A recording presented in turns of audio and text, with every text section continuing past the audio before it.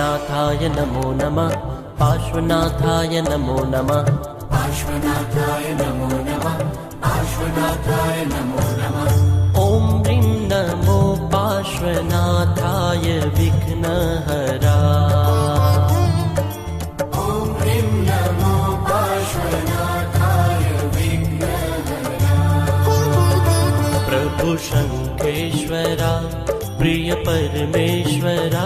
प्रभु शङ्खेश्वरा